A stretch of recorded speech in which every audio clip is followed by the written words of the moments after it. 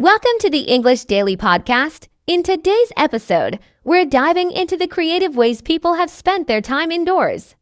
With restrictions, bad weather, or just needing a break, many have taken up new hobbies or returned to old ones. From learning a language to cooking, these pastimes have added something meaningful to people's lives. Let's explore 3 fascinating stories of rediscovered skills and interests.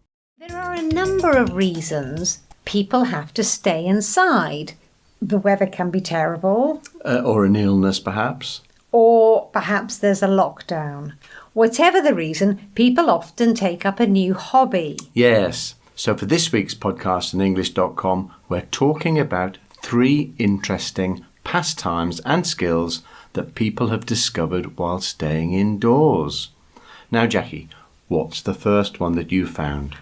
What's quite interesting is with extra time on their hands, many people often go back to a skill that they learnt when they were younger. Now, one example is Martin, who has taken up juggling again. Juggling? Yeah. So he taught himself as a child, right? But he hasn't done it for years. So when he was alone at home with his young child, he realised it was a good way of entertaining her. Right, okay. So he's doing it for her then, is he? Well, partly, yes. But it's not just that. When you're juggling, when you're doing something like this, you really have to concentrate. So he says it helps him to relax as well. And he forgets about stressful things. It's good. It exercises the mind, but also the body as well, isn't it? It's a little bit physical, so it stops you sitting at the computer all day anyway. Exactly. And he's got the time to practice. Richard, you have a person. Yes. Well, learning a new language isn't a particularly novel pastime, but many people are learning a new language to get back to their roots. Okay, what do you mean? Well, Roger, he was born in South Wales, but his mother's grandfather was the last person in his family to speak the Welsh language. So why was that then? Well, interestingly, he said that in the past, speaking Welsh or even having a Welsh accent was seen as a negative thing. Really? Well, that's changed now. Yes, definitely. And through learning Welsh, he wants to find out more about his own culture. And he studies online for 30 minutes to an hour every day. Good for him.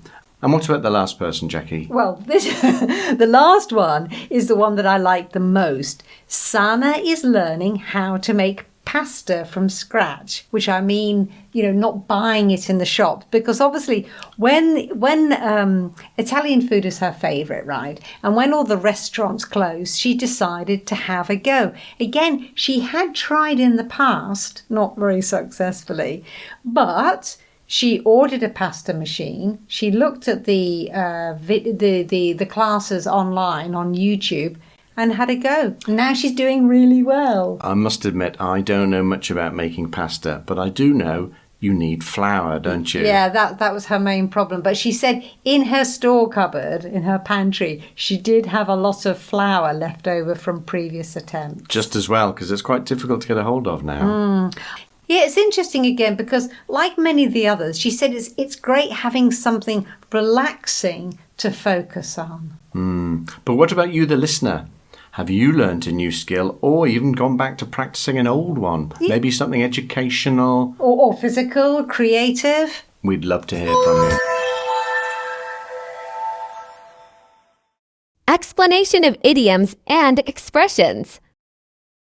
Extra time on the hands. Meaning, having more free time than usual. Example, with extra time on her hands, Sarah decided to start painting again. Take up a new hobby. Meaning, starting something new, usually as a regular activity. Example, during the lockdown, John took up gardening and now grows his own vegetables. Get back to their roots.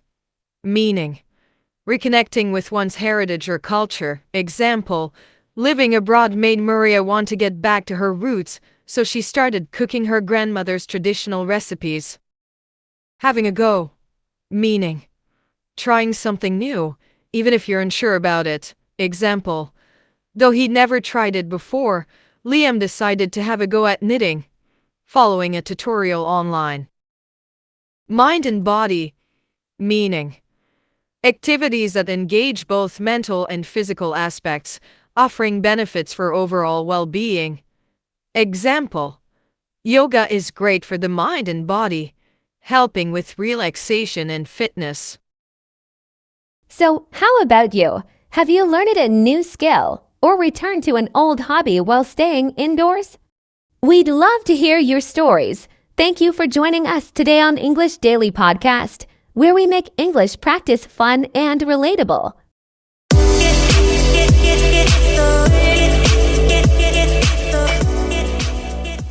Welcome to the English Daily Podcast. This week, we're exploring the fascinating world of wildlife and the big 5 animals of Africa, the most iconic creatures sought by safari visitors. We'll also look at Europe's largest wild animals, some of which are making an incredible comeback.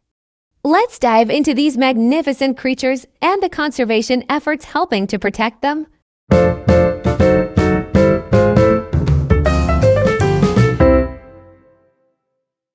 For this week's podcast at English.com, we're talking about the Big 5. Now, visitors on an African safari usually hope to spot the Big 5, the most impressive, the most iconic animals. Richard, Yes. what do you think the Big 5 are? I haven't done my homework on this, I'm afraid. The lion, the hippopotamus, the giraffe. Okay, I'll stop you there. Now, the hippo is big, isn't it? Yes. But it's not considered one of the iconic, most impressive animals. It's the lion, the leopard, the water buffalo, Okay. the rhino, and the elephant. Right. I can understand that. Okay, but there are, of course, big animals all around the world. What do you think is the UK's largest animal? I think that is the red deer. You've got that one correct.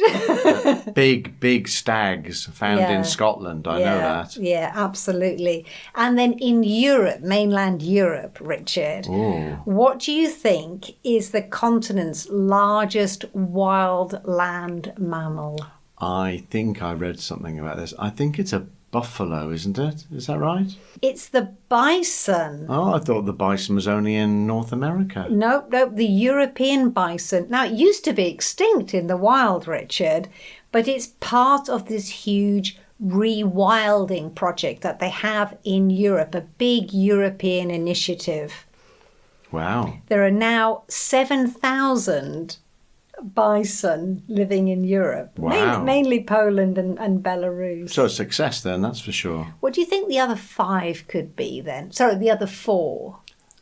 If the bison is number 1, The bear. Is it the brown bear? the brown bear, 17,000, Richard, brown bear now live in Europe. Wow. And you're talking about reintroductions. Yeah. What about the wolf? Yes, well done. 12,000 wolves now. Right, okay. And I think they're trying to reintroduce, aren't they, the lynx in Portugal and Spain? The wild cat? 9,000 lynx. And the last one? The reindeer? No, it's the wolverine. The wolverine? I know, which I didn't even know was a real animal. I to be thought it honest. was mythical. But obviously, these are all in Europe, Richard, not in the UK. Right. They are trying to do a lot of rewilding in the UK. Conservationists are trying to push it I know they've introduced the beaver, haven't they? in the south. A little bit controversial, though. Well, some people aren't in favour. Farmers, not sure why. Obviously, they build their dams and obviously has some effect on the land. But over the years now, they've realised this dam building has actually benefited all the other animals and the countryside, and there are fewer cases of flooding now. And biodiversity, yes, as you say, and flooding. But it's difficult, isn't it? Because we live in Portugal and we have wild boar that come into the garden, and we Yes. can see firsthand the damage. They do a lot of damage. And I know, yes, with wolves and people keeping sheep. And I know they've had problems with bears in the Pyrenees. Well, Richard, we like walking in the countryside. Can you imagine coming across a bear? No. No. But I think it's about getting the balance right. The idea that both people and wildlife will benefit in the long term.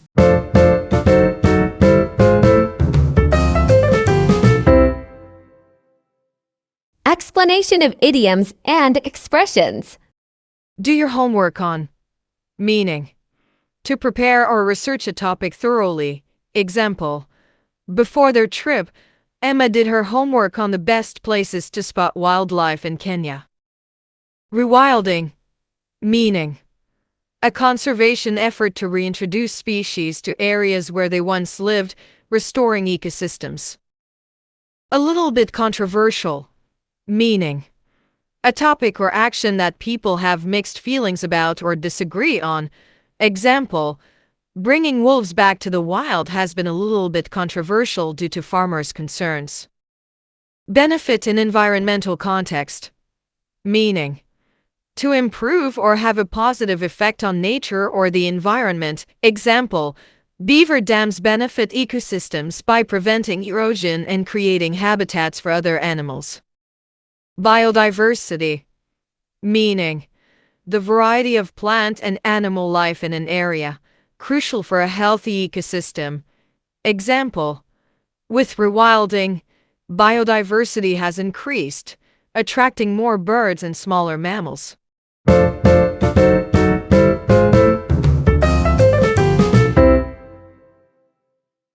What are your thoughts on Europe's Big Five compared to Africa's iconic animals?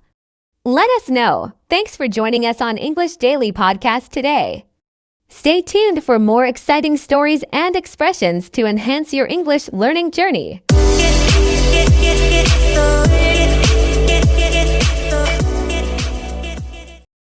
Welcome to the English Daily Podcast. This week, we're diving into another episode of our Life Before the Internet series, reminiscing about how people bought music back in the day. Instead of streaming or downloading, we had to visit record stores, browse the shelves, and savor that first listen. Richard and I are sharing our memories of buying albums and the special charm of physical records.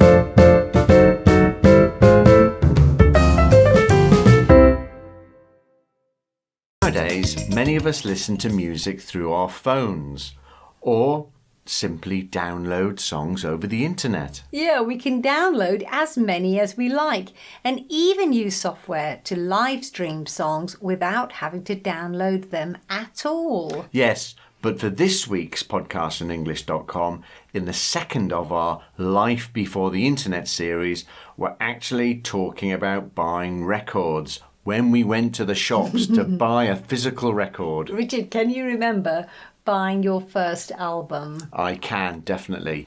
Ian Dury and the Blockheads. It was called New Boots and Panties. Right. So where did you remember buying it? I bought it from Woolworths. Ah, yes. I don't think they exist anymore. On the high street. Right.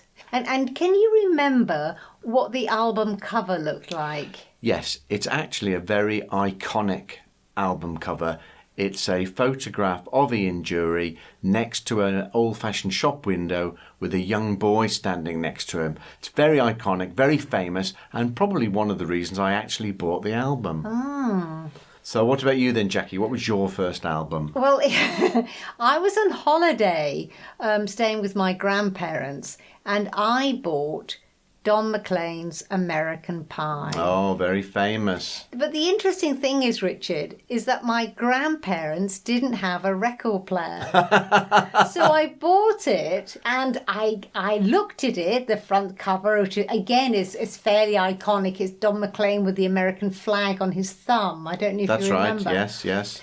But I had to wait a couple of weeks before I could actually listen to it. I mean, that just sounds bizarre. And the other thing, is that an album or a single? No, okay, it was the name of the album, but it had the famous single on it. Because we always used to buy albums, didn't we, with about 12 songs on, not singles. Yes, 6 tracks on one side and 6 on the other. And of course, the other thing is, Richard, I mean, you had a record player. Yes, definitely. Do you remember then, when we played singles, we had to put them on 45 RPM. And then for an album, we had to move it to 33 RPM. Because the record went round a different speed. Different speeds. I mean, that is just bizarre. And the little needles you had to buy as well. The needles? The needles that actually went onto the vinyl record. I don't think I actually changed mine. Anyway, that's just hilarious.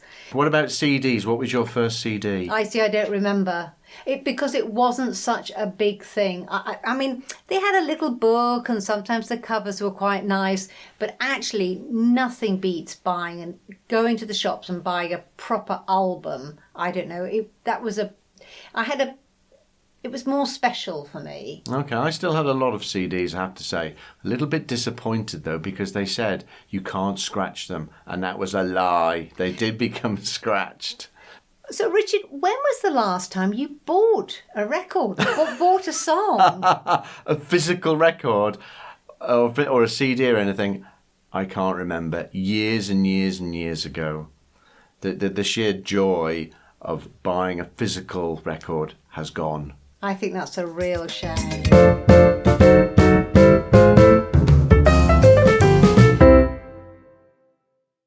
Explanation of idioms and expressions. High street. Meaning, refers to the main commercial street in a town or city, often filled with shops and services. Example, I remember going down to the high street every Saturday to see the latest music releases. Iconic. Meaning, something highly recognizable or symbolic, often admired. Example, the American Pie album cover, with the flag on Don McLean's thumb, is an iconic image in music history. RPM, revolutions per minute. Meaning, a measurement of how fast a record spins on a player, determining playback speed. Example, singles had to be played at 45 revolutions per minute, while albums played at 33 revolutions per minute. Nothing beats. Meaning, used to say that nothing compares to or is better than something else. Example, for music lovers, nothing beats the feeling of holding a new vinyl album. Sheer joy. Meaning, pure and intense happiness or pleasure. Example, for many, the sheer joy of flipping through records and choosing an album was an experience in itself.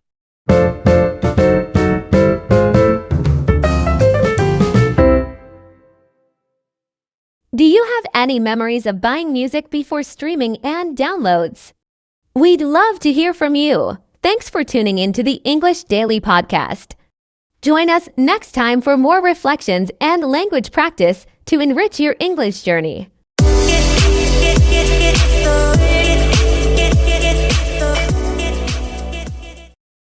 Welcome to the English Daily Podcast. This week, we're exploring real-life survival stories that seem straight out of a movie. While films often show characters surviving extreme situations, today we're sharing the incredible tales of real people who overcame life-threatening experiences. From a hiker's fall in a canyon to a skydiver's terrifying parachute failure, these stories remind us of the resilience and willpower of the human spirit.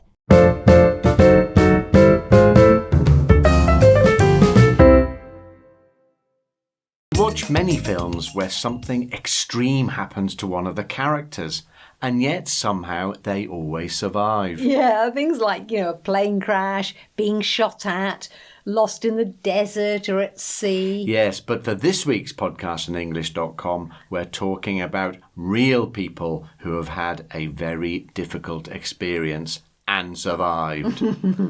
So, Jackie, tell me about your person. My person is called Danelle. She's an American woman, and she fell down a canyon. Right. In the middle of December, in the middle of nowhere. Wow. So what happened then? Well, she was running in a remote canyon trail, and there was black ice. And basically, she slipped and fell 60 feet. Right, okay. But she landed on a ledge, and below her was the sheer drop. Ooh. Was she in pain? She was in excruciating pain, she said. Her pelvis area where she fell, absolutely great pain. She'd broken her pelvis. She found out later, yes, that's what happened. So was she on her own? That's the key question, Richard. The answer is not really. She was out running on her own, but with her dog, Taz. So the dog came down to the ledge where she was, right? And it didn't rescue her. No. But she knew then that she could get out because he had found a way down to the ledge, you see. Right, okay. Now, in great pain, as I said, it took her 5 hours to crawl 1/4 mile. And of course, she's still there in this remote place. She stayed 2 nights and the temperatures dropped down below freezing. She suffered frostbite. With a broken pelvis. Exactly. Ouch. But the interesting thing was she's a professional, so she had with her water bottle, some ibuprofen tablets, energy gel packets, and what she said was quite important, a special hat that often runners wear. It keeps the heat in. All right, yes. She thinks that helped her. On the 3rd day, very weak, she told her dog, Taz. To get help. Yeah. And he did? He did. He found a search and rescue team. Wow. And then a helicopter came and lifted her out. Wow, what a story. I know. That is a film, isn't it? It is. And what happened to her afterwards? Well, hospital a long time, 3 months in a wheelchair. She's no longer a professional runner, but she's married, she's got 2 kids, and... A dog. The same dog. He's still alive. Just as well. It's an astonishing story. Wow. Richard, what about your person? My person is called Brad, and I know you don't like flying, but this guy... It wasn't a plane crash. He jumped out of a plane. Oh, right. Which was the plan. Right. It was a tandem free fall. Oh, I don't know if I want to hear this story. Normal parachute jumps, they're from about 5,000 feet. Right. He did a free fall out of a plane, 15,000 feet. So it's a tandem jump. You're attached to the instructor. Right. So he jumps out of the plane, does the free fall, everything's fine. Right. The instructor then inflates the parachute, doesn't open. No. Parachute doesn't open. Then... So they carry on falling? They're just falling down, spinning, vibrating, and Brad just says he's absolutely terrified. He said he just completely freaked out. And then the reserve, they always have a reserve chute, of course. The instructor put the reserve chute up, got tangled in the first parachute. They're plummeting to their deaths. He's panicking.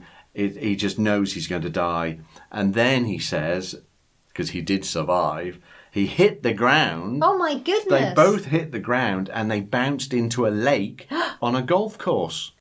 And next thing he thought he was going to drown. But somehow, the next thing he knows, I think he must have lost consciousness.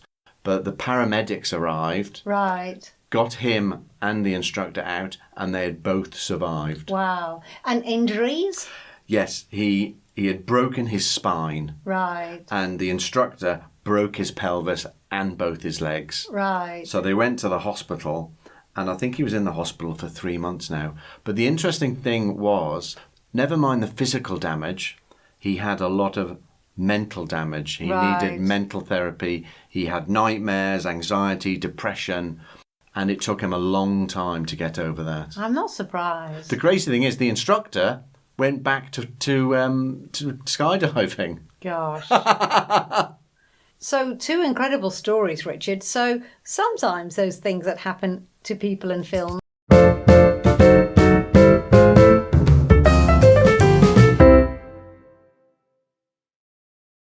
Explanation of idioms and expressions.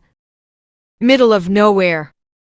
Meaning, a remote or isolated place far from civilization. Example, Danelle was hiking in the middle of nowhere when she slipped and fell. Sheer drop. Meaning, a very steep or vertical fall, often on the edge of a cliff or a ledge. Example, Danelle landed on a ledge, but below her was a sheer drop. Excruciating pain. Meaning, extremely intense pain that is hard to bear. Example, after her fall, she felt excruciating pain in her pelvis. Plummeting. Meaning, falling rapidly or quickly from a great height. Example, when the parachute didn't open, Brad and his instructor were plummeting toward the ground. Hit the ground. Meaning, literally means to land on the ground, often used to describe a sudden impact. Example, Brad hit the ground after his parachute failed, but miraculously survived. Lost consciousness. Meaning, to faint or temporarily become unaware of one's surroundings. Example, after hitting the ground, Brad likely lost consciousness before paramedics arrived.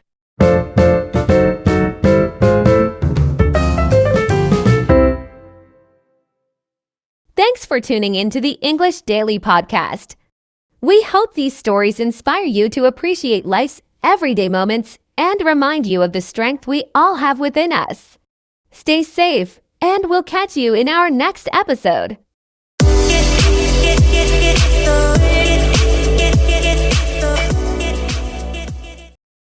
Welcome back to the English Daily Podcast. With the Olympic Games inspiring people to explore new sports, we're diving into the costs of taking up different activities. From low-cost games like football to high-cost equestrian events, there's something here for everyone.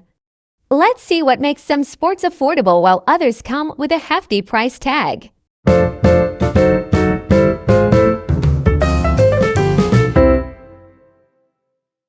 Every time the Olympic Games come round, people often think about taking up a new sport. So for this week's podcast on English.com, we're looking at how much it costs to start a sport. Richard. Yes, well, my first answer to that is next to nothing. Because the least expensive sport is one where you need the least amount of equipment and a public place to practice. Yeah, you mean free facilities. Yes, and when I was a lad, that meant a field or a public park where I used to play football with my mates. Yeah, you can buy a decent football for 11 quid, a classic leather black and white football for adults. You don't really need the boots, do you?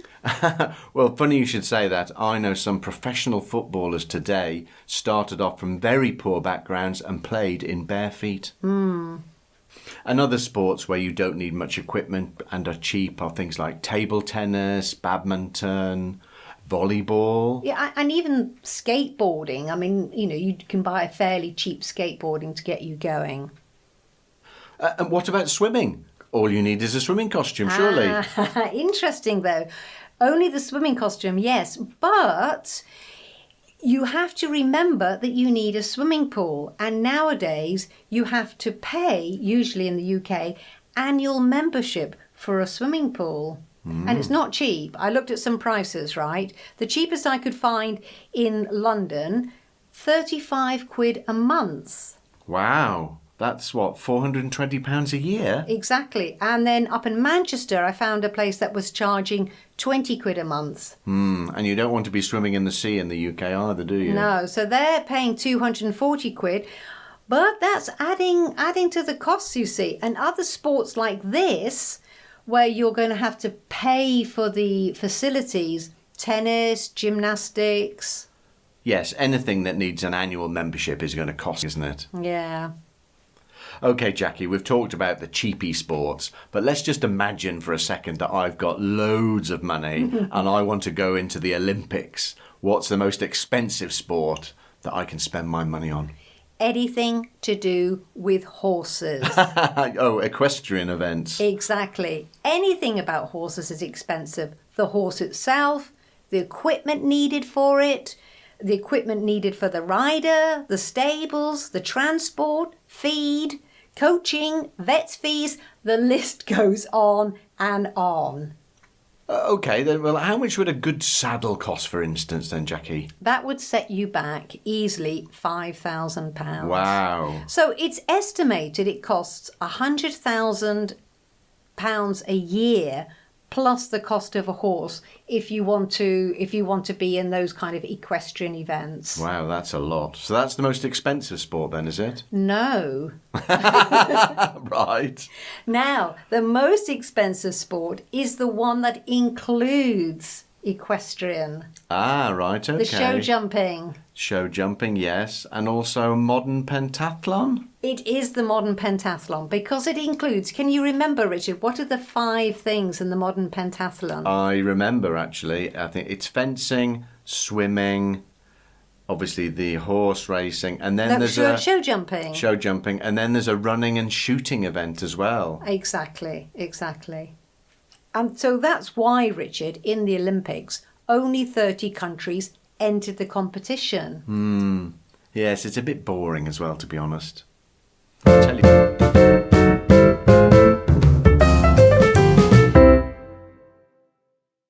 Explanation of idioms and expressions. Next to nothing. Meaning, very little cost, almost free. Example, Richard says the least expensive sports cost next to nothing if you have free facilities. Set you back. Meaning, to cost someone a specific amount of money, often a significant sum. Example, a good saddle for equestrian sports can set you back around £5,000. The list goes on and on. Meaning, used to imply there are many more similar items or factors, often more than one can conveniently list. Example, with equestrian sports, there's the horse, equipment, coaching, and the list goes on and on. A hefty price tag. Meaning, an item or activity that is expensive. Example, modern pentathlon has a hefty price tag because it involves multiple expensive sports. Loads of money. Meaning, a large amount of money often implies having so much money that one can afford luxury. Example, Jackie jokes that with loads of money, one could afford the most expensive Olympic sports.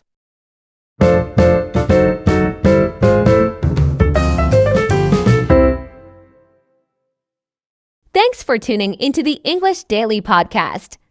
Whether you're looking to try a sport that's light on the wallet or aim for one that's fit for the Olympics, we hope this episode gave you some insights. See you in our next episode.